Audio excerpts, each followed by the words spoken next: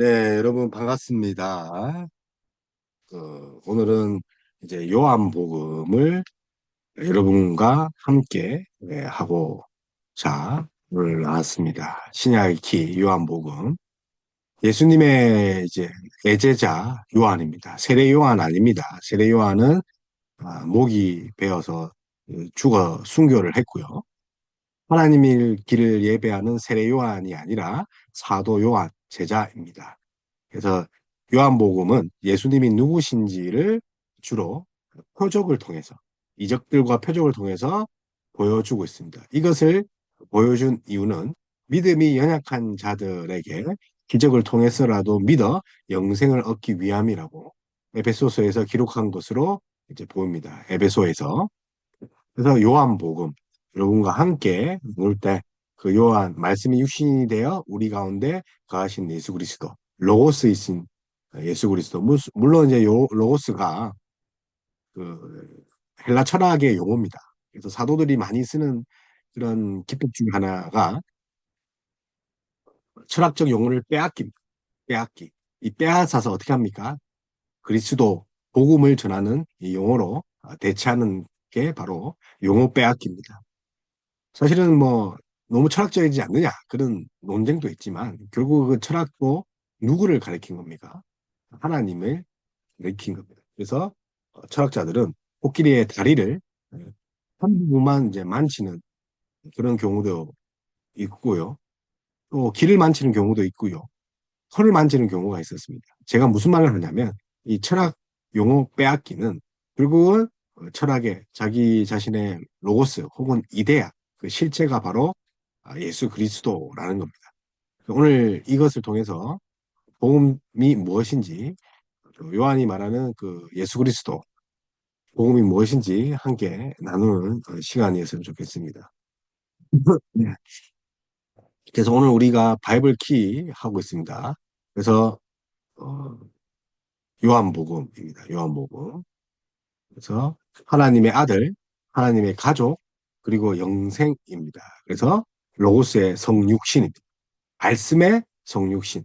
그래서 말씀의 영원성과 신성을 드러냅니다. 말씀입니다. 말씀. 그래서 태초에 말씀이 계시니라. 이 말씀이 하나님과 함께 계시니 곧 이 말씀은 하나님이라. 그죠? 말씀이 육신이 돼요. 그래서 말씀의 활동들을 이야기합니다. 그것이 이제 1장 초반부터 나오지 않습니까?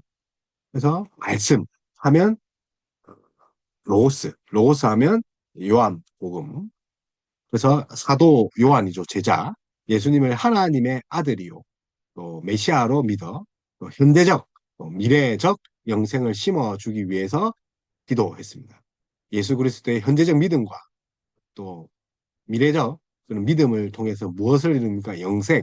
자, 교리적 측면에서 영생은 하나님의 백성됨, 하나님의 자녀됨입니다. 하나님의 자녀됨이 영생입니다. 영생은 오래 살고 영원히 사는 것도 있지만 뭐라고요? 하나님의 자녀됨. 다시 말하면 그리스도의 연합. 자, 칭의. 그리스도의 그 사귐의 시작이 칭입니다. 그리고 그 상임의 계속이 성화입니다. 성화. 칭의와 성화. 결국은 요한의 그 이 사건들의 그 모든 그 목격자로서의 그 요한의 사건의 목격을 그 요한복음인데 종간복음에서 언급하지 않는 사람의 이름을 정확히 기록합니다. 빌립과 안드레 6장 7절 이하에는 마리아, 뭐 말고 길을 배웠던 말고 이렇게 요한의 시각에서 이렇게 적었습니다. 그래서 오늘날 뭐 학자들은 요한 공동체가 요한복음을 기록한 것이라고 이렇게 말하는 종파들도 있지만 또 이 가설은 1세기 말이나 AD 2세기 초에 해당과 또 대결하는 그런 분파들 또 해당에서 논쟁했던 분파들로서의 그 요한 공동체 이야기를 반영한 것이다라고 하지만 예수님의 제자들과 또 교회들이 모세의 제자들과의 대결, 모세의 제자들 있죠. 해당 요한복음 9장 28절에 보면 대결과 또 해당에서 출교를 당하는 일은 예수님 당시에 이미 있었던 것입니다. 그래서 유세비우스 역사학자 유세비우스 교회사 3-1-1, 3-1-1 유세비우스의 교회서에 의하면 요한은 유대 로마 전쟁 무렵에 에베소로 이주하여 거기서 목회했다고 합니다. 따라서 이제 요한 공동체는 요한복음의 저자가 아니라 1차 독자일 가능성이 매우 높습니다. 그래서 에베소에서 이미 적었기 때문에 그래서 세상에 등을 돌리고 또 동떨어진 분파가 아니라는 겁니다. 요한 공동체가 그런 거잖아요. 세상과 동떨어져서 자기만 거룩하게 하기 위해서. 그러나 어, 그렇게 적은 것이 아니고 요한복음의 1차 독자가 그냥 요한 공동체라는 거 기억하시고 또 사마리아인과 헬라인에게도 복음을 전했다는 거 기억하셨으면 좋겠습니다. 그래서 1차 독자들 사실은 모든 그 믿는 자들에게 모든 그런 복음서가 바로 요한복음서, 세례 요한의 증거도 함께 이렇게 적어놨죠. 사도 요한이 세례 요한의 증거를 함께 적었다. 그래서 서론을 봅시다. 말씀이 육신이 되어 우리 가운데 거하심에 그리고 표적의 책, 표적을 많이 한 것은 그들에게 영생을 현재적 미래적 가치를 가질 수 있도록 하기 위해서 표적을 많이 수록했고 영광 승기의 책, 또 예수님의 고난과 새 언약 공동체의 준비가 되어 있습니다. 그래서 표적의 책은 크게 또 하나의 그런 사이클과 또 하나뿐만 아니라 절기의 사이클로 구분됩니다. 그래서 절기. 그래서 결국은 예수님의 인격과 사역, 또 인격과 신분을 어, 드러내는 것들이 하나님의 아들이라는 것들을 드러내는 것들이 표적이다. 그래서 표적을 통해서 우리가 어떻게 해야 됩니까? 와, 표적을 구하는 자가 아니라 하나님의 아들이다. 그분의 그 하나님 되심, 신성에 대해서 영광을 돌려야 하는 거죠. 그래서 영광, 승기의 책, 고별 강화와 순환 기사 등으로 크게 또 나눌 수 있죠. 고별 강화와 순환 기사. 그래서 표적의 책이건 또 영광의 책이건 간에 예수님이 영생을 주시는 분이다. 하나님의 아들 그리스도이심을 알아야 됩니다.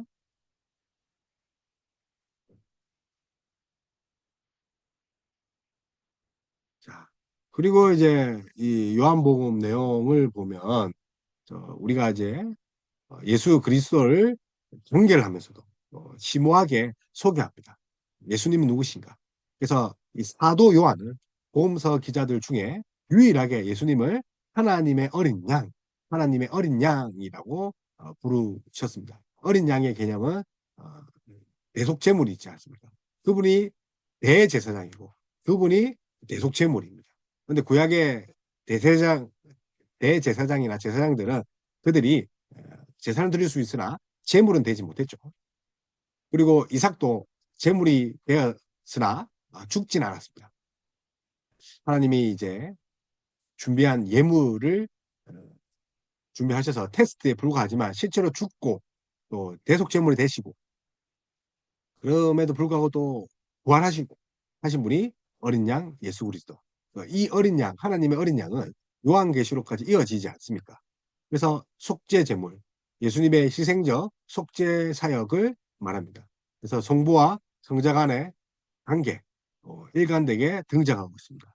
성자의 자기 계시는 성부를 이제 반영하죠. 에고에임이 일곱 번의 자기 강화, 자기 설교, 에고에임이 성부를 나타냅니다. 그래서 성부로부터 파송된 성자를 이제 나타내지 않습니까? 그래서 성자의 자기 계시는 성부를 반영합니다. 성부를. 그래서 성부 아버지께서 파송된 아버지께서 파송한 그 예수 그리스도의 놀라운 지식은 주님의 증언에서 놀라운 또 능력의 표적에서 볼 수 있습니다. 신성입니다. 신성. 그래서 문체와 의가 관계라고 참고로 요한은 공관복음 기자와 달리 탄생기사, 주기도문, 변화사건, 성찬제적, 이야기 형식의 비유, 축사, 감린상, 강화 이런 것들을 언급하지 않았습니다. 그래서 공간보급에 나와 있던 기자와의 또 그런 기록과 다르게 상생이나 주기도문, 변화산, 또 성찬 이런 것들을 언급하지 않았습니다.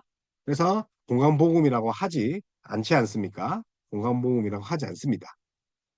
그리고 예수님이 다른 사람과 나누신 개인적인 대화가 또 몇 개 있습니다. 그리고 예수님은 또 공간 복음에서처럼 여러 사람을 동시에 치유하지 않습니다.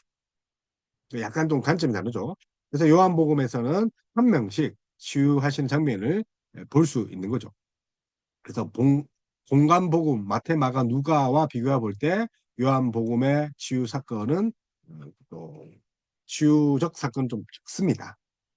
뿐만 아니라 다 실현된 종말. 왜냐하면 예수 그리스도가 오신 것이 종말이기 때문에.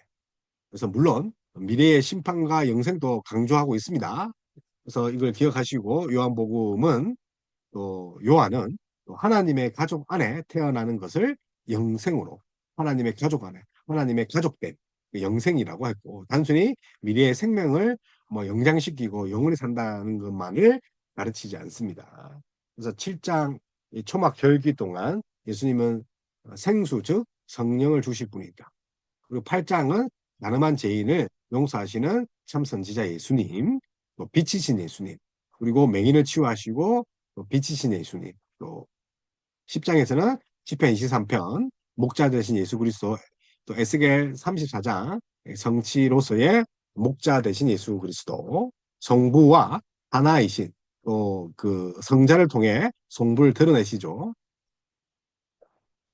그래서 예수님의 이 십자가 사건 이전에 그 표적들이 있습니다. 7가지, 뭐 여러 가지 또 기적들이 있죠. 7가지. 그래서 2장 1절에서 11절, 4장 46절에서 54절, 또 5장 1절에서 8절, 6장 5절 1절에서 14절, 6장 16절에서 16절에서 32절, 9장 1절에서 7절, 11장 1절에서 45절. 그래서 2장, 또 4장, 5장, 6장, 또 10장 등에서 또 여러 가지 또 이런 그 일곱 명의 그 증인들 또 뿐만 아니라 7명의 그 표적들. 그래서 7 시리즈가 요한복음에 아주 많죠. 그래서 하나님이 자기 자신을 또 신적 자기 자신을 증명하는 부분 에고 에이미도 7번. 그래서 7 시리즈. 그래서 표적도 2장 또 4장 5장 6장 9장 11장 그렇게 이제 표적이 있고 또 7명의 증인들이 있죠. 세례 요한, 나다니엘, 베드로 예수님, 마르다, 도마, 사도 요한. 에고 에이미 표현들 7개. 그 에고 에이미는 그 요한복음 6장 35절, 8장 12절, 10장 7절, 10장 11절, 14장 11절, 그리고 25절, 또 14장 6절, 15장 1절 있습니다. 그래서 이제 7 시리즈, 그리고 더 중요한 것은 이제 보혜사 성령님, 독특한 표현이죠. 보혜사 성령님의 역할을 강조합니다. 그리고 성천으로 말미암아 예수님은 이 세상에 육체적으로 부재하시지만 보혜사 성령님이 현존하신다. 하나님은 이제 올라가셨지만 이 땅에 누굴 보냅니까? 진리의 성령님, 보혜사 성령님께서 깨닫게 하신다. 이 보혜사 성령님은 그리스도의 영입니다. 그리스도의 영. 구약에도 그 성령님이 있죠. 그 성령님과 구별되는 것이 신약의 성령님은 보혜사 성령님, 그리스도의 영이다.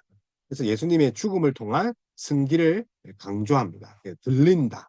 뭐 이런 표현들 있죠.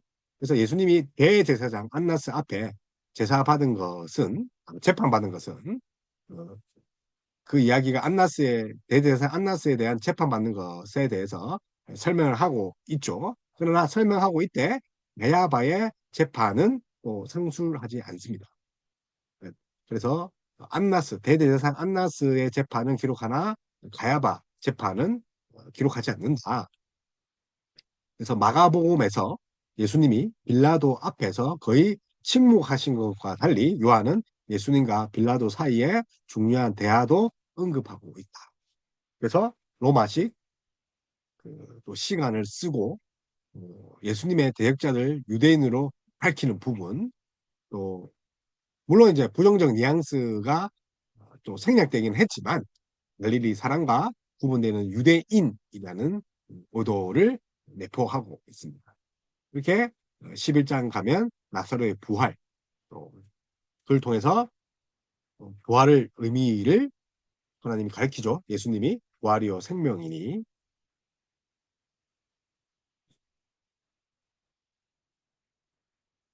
그리고 12장에 여인이 이 베다니에 향유를 부은 사건들이 있고 또 제자의 발을 뿌리는 발을 씻기시는 진정한 섬기는 자 예수 그리스도입니다. 그래서 공간복음에 기록된 뭐 동정녀 탄생, 또 요단강에 또 세례 받으심, 사탄에서 시험 받는 것, 또 변화산 사건, 나병 황제들 우리 많이 봤잖아요. 학령을 추출하고 세례 요한과 예수님이 사람들에게 해결을 요청하는 내용들, 또 그 유명한 네, 감린산 강화, 예루살렘 그 멸망에 대한 예고, 뭐 세리와 죄인의 식사 교제, 뭐 이런 것들, 그리고 가난한 자들을 도우시는 겉면들, 성만찬, 또 겟세마네 그 기도, 승천 이런 것들은 요한복음에 생략됐다.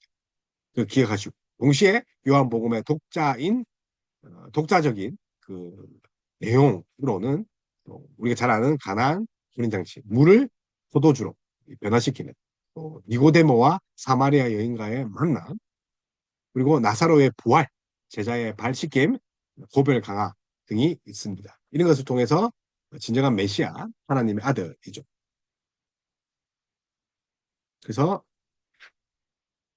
독특한 그런 시각에서 썼기 때문에 요한의 시각이기 때문에 공간복음과 다르다는 거죠. 그리고 이제 8장에서 20장까지는 예수님의 유대 사역을 다루었습니다. 그래서 갈릴리 사역을 상술한 그런 상세히 그 기술한 그 공간복음과 또 다른 거죠. 공간복음에서는 갈릴리라면 예수님의 유대 사역을 다루고 있습니다. 요한복음에서는 6월절이 적어도 3번 지냈다는 거죠. 그러면 공생애가 적어도 3년이라는 거죠. 이 사실도 이제 예수님의 유대 사역과 예루살렘 중심성을 이제 부각시킵니다. 6월절을 지키기 위해서 예루살렘에 모이기 때문에 예루살렘은 예수님은 자신이 그리스도라는 사실을 알리지 말라고 주의를 주지 않습니다. 우리가 복음서에는 알리지 말라고 하지만 그런 주의를 주지 않는 장면들이 이렇게 나옵니다. 그래서 12장 같은 경우는 베다니에서 향유를 부은 사건, 그리고 예루살렘에 이제 입성하는 장면이 12장 있습니다. 13장은 제자의 발을 씻기고 성령의 정결하게 하시는 사역을 얘기하십니다.